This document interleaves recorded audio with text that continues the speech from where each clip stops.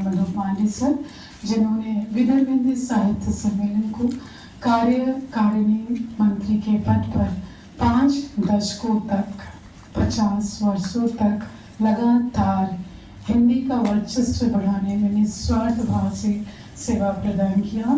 17 अप्रैल को उनकी जयंती थी, तो आज मैं सर्वप्रथम उन्हें श्रीवंदन करती हूँ इस मंच से, उड़ान मेला चेतना मंच की तरफ से। दूसरा, पहलगाम, जो कि आज हम सबको झकझोरता है, उस धरती पर जिन मासूमों ने अपनी जान गंवाई, उन सभी के लिए ईश्वर से प्रार्थना करती हूँ दिवंगत आत्मा को, उनके परिवार को शक्ति दे प्रभु, दिवंगत आत्मा को शांति प्रदान करे। इस मंच से इन सभी को विनम्र श्रद्धांजलि अर्पित करती हूँ। माननीय मनोज, आज के अति विशिष्ट हमारे प्रमुख अतिथि परम पूज्य श्री गोविंद किशोरी जी, आपको देखकर मन बहुत पुलकित हो रहा है।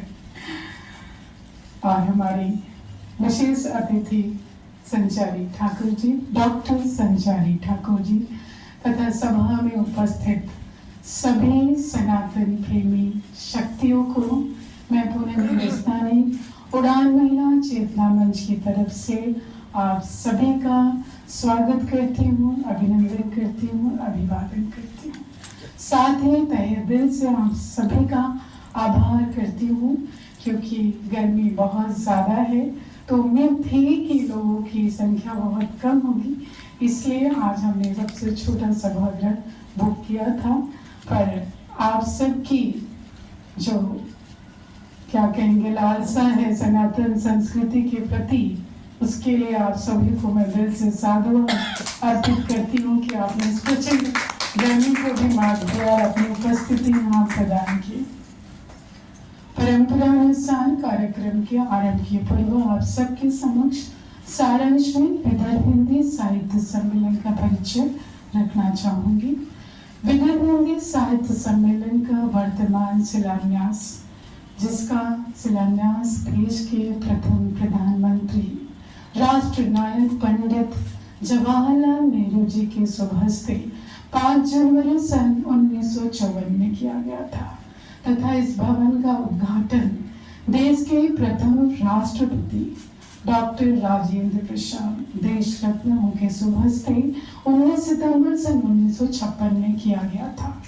तब से लेकर अब तक सतत 70 वर्षों से विदर्भ हिंदी साहित्य सम्मेलन हिंदी भाषा का, हिंदी साहित्य का, हिंदी संस्कृति का वर्चस्व बढ़ाने में दृढ़ संकल्प के साथ समर्पित है, और इसके अंतर्गत अनेकों उपक्रम चलाए जाते हैं। वरिष्ठ जनों के लिए अभिनंदन मंच, बाल कलाकारों के लिए उभरते सितारे, महिलाओं के लिए अंतरंग महिला चेतना मंच, सप्तरंग महिला चेतना मंच, उड़ान महिला चेतना मंच, जिसके अंतर्गत विविध प्रकार की सामाजिक, सांस्कृतिक, देशभक्ति, साहित्यिक अनेकों गतिविधियां यहाँ पे होती है।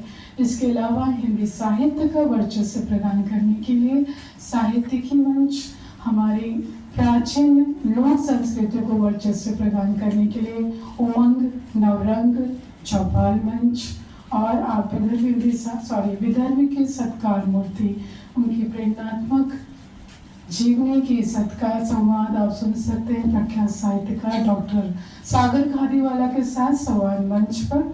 और सबसे बड़ी बात है, इन सभी उपक्रमों की सदस्यता राशि बिल्कुल निःशुल्क है। एक थाली तो विदर्भ हिंदी साहित्य सम्मेलन के लिए। आज हम सनातन संस्कृति के जीवन शैली पे मार्गदर्शन लेने के लिए बैठे हुए, और जिसके मार्गदर्शन के रूप में हमारे समक्ष परम पूज्य गोविंद किशोरी जी हैं। बहुत कुछ हम उनसे लेकर जाएंगे, इसका मैं पूर्ण रूप से आपको आश्वासन देती हूँ।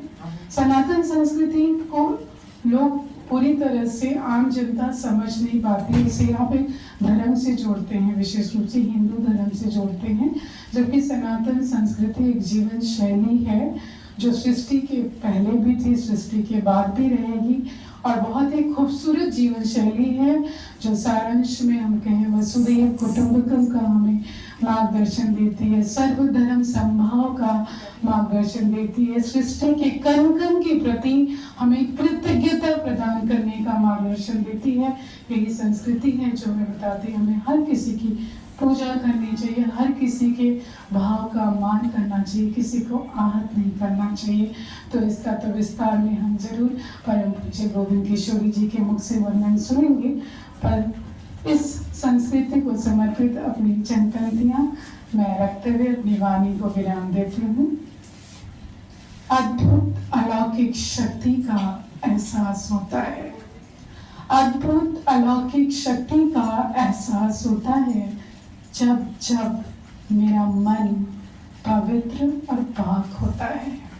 अद्भुत अलौकिक शक्ति का एहसास होता है जब जब मेरा मन पवित्र और पाक होता है।